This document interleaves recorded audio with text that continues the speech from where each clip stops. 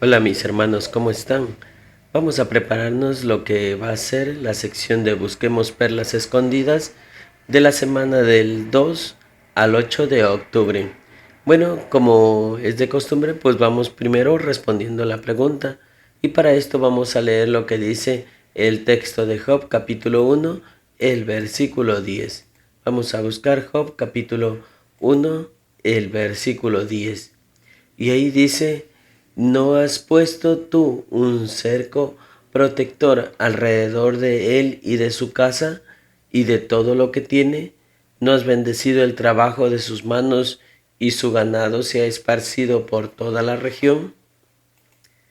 Y ahora, para responder esta pregunta también tenemos que leer lo que dice Mateo capítulo 27, el versículo 46. Dice: cerca de la hora novena, Jesús gritó con fuerza: Elí, Elí, lana sabactani, es decir, Dios mío, ¿por qué me has abandonado? La pregunta entonces, teniendo en cuenta los dos textos, es: ¿cómo nos ayuda este texto, el texto de Job, a comprender mejor lo que Jesús dijo en Mateo capítulo 27, el versículo 46? La respuesta entonces es que en Job 1.10 y Mateo 27.46 nos ayuda a comprender la profunda experiencia de sufrimiento y abandono que Jesús experimentó en el madero. Y el sufrimiento que experimentó era real y Jehová no lo estaba protegiendo milagrosamente del dolor que sentía, lo que nos demuestra la fidelidad a Jehová y el cumplimiento de las Escrituras en su papel mesiánico. Después de responder esta pregunta, ahora vamos por los textos o las lecciones que hemos sacado. Y para esto vamos a ver lo que dice Job capítulo 1, el versículo 1 al 3. Job 1, 1 al 3. Y ahí dice: en la tierra de Uz había un hombre llamado Job. Era un hombre íntegro, recto, que temía a Dios y evitaba todo lo malo. Tenía 7 hijos y 3 hijas, y su ganado era de 7,000 ovejas, 3,000 camellos y 1,000 vacas y 500 burros. Además tenía una gran cantidad de sirvientes, así que se convirtió en el hombre más importante de todos los orientales. Muy bien, entonces la lección que sacamos de aquí es la siguiente. Job capítulo 1, el versículo 1 a 3. A pesar de que Job era extremadamente rico y poseía muchas posesiones, el versículo nos muestra que él no puso su riqueza en el centro de su vida. En lugar de eso, priorizó su relación con Dios. Esta actitud nos enseña que aunque las posesiones materiales pueden ser importantes y útiles en la vida, no deben convertirse en el foco principal. En cambio, debemos buscar una relación espiritual significativa con Dios.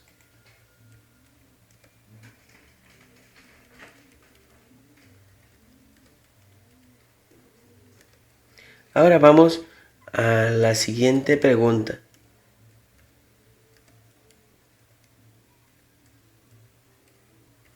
Dice lo siguiente.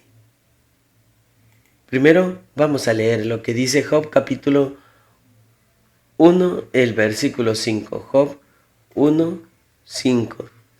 Dice: cuando se completaba un ciclo de banquetes, Job llamaba a sus hijos para santificarlos.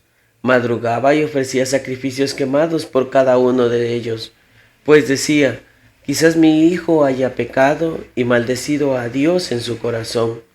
Es lo que siempre hacía Job. La lección entonces que sacamos de este texto es que en Job capítulo 1, el versículo 5, al igual que Job, se preocupaba por la relación espiritual de sus hijos con Dios, los padres cristianos de hoy pueden mucho aprender a prestar atención a la espiritualidad de sus propios hijos.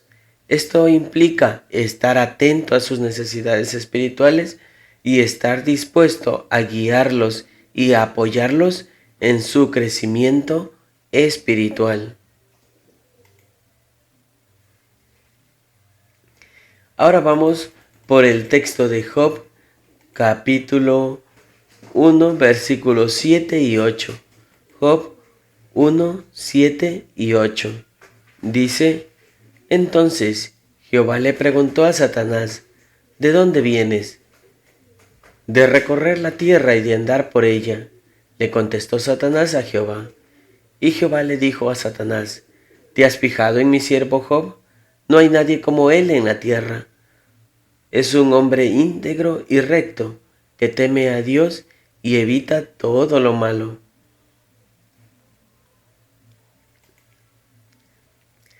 Entonces, la lección es la siguiente.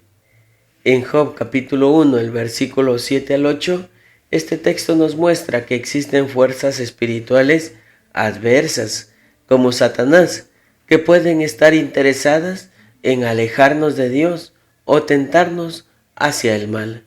La Biblia advierte sobre la presencia de un adversario que busca nuestras debilidades, por lo que siempre debemos estar en guardia de nuestros malos deseos o malas actitudes.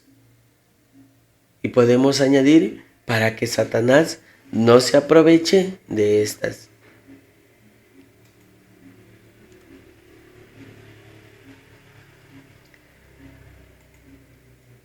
Ahora veamos lo que dice Job, capítulo 1, el versículo 12.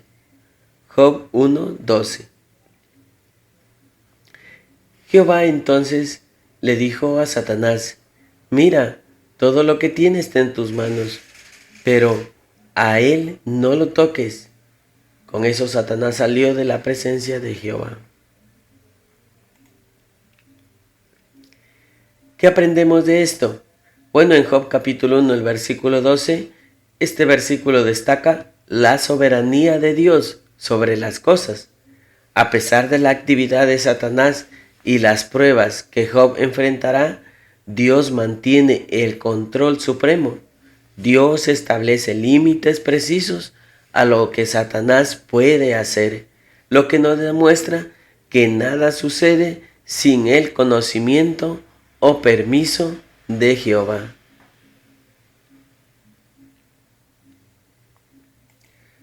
Vamos a otro texto y sería Job capítulo 2, el versículo 6. Job capítulo 2, el versículo 6. Cambiamos de capítulo. Y ahí dice: Jehová entonces le dijo a Satanás: Mira, él está en tus manos, pero no le quites la vida.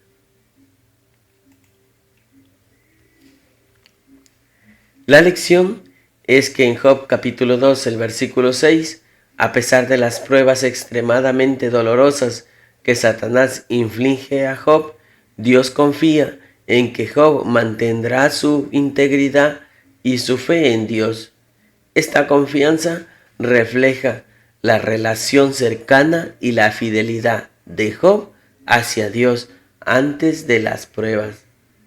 Lo que nos enseña que nosotros pues también debemos desarrollar una relación estrecha con Jehová para que Él también pues pueda confiar en nosotros al igual que lo hizo con Job. Tenemos dos textos más. El primero es Job capítulo 2, el versículo 9. Finalmente su esposa le dijo: Todavía te aferras a tu integridad, maldice a Dios y muérete. Muy bien, lo que aprendemos es que aunque Job enfrentó momentos de duda y angustia en su historia, en general pues mantuvo su fe en Dios a lo largo de las pruebas. Su esposa en cambio se dio a la desesperación. Esta situación nos recuerda la importancia de mantener la calma cuando estamos pasando por dificultades, ya que la desesperación puede llevarnos a tomar medidas contrarias a nuestra fe. Y vamos por un último comentario. Job capítulo 3, el versículo 1. Job capítulo 3, el versículo 1. Después de esto, Job empezó a hablar y a maldecir el día de su nacimiento. Muy bien, la lección que aprendemos es que en Job capítulo 3, el versículo 1, nos recuerda que en momentos de angustia, las palabras, las acciones pueden ser incoherentes debido a las emociones abrumadoras que experimentamos. La lección principal es que debemos ser comprensivos, pacientes con aquellos que están sufriendo, proporcionando un espacio seguro para expresar sus emociones y permitiendo que pasen por el proceso de sanación a su propio ritmo. La empatía y la comprensión son esenciales cuando alguien enfrenta dificultades. Muy bien, con esto estamos terminando y espero pues que estas ideas te puedan servir para que puedas participar en tu congregación. Cuídate mucho, nos estaremos viendo en una próxima ocasión.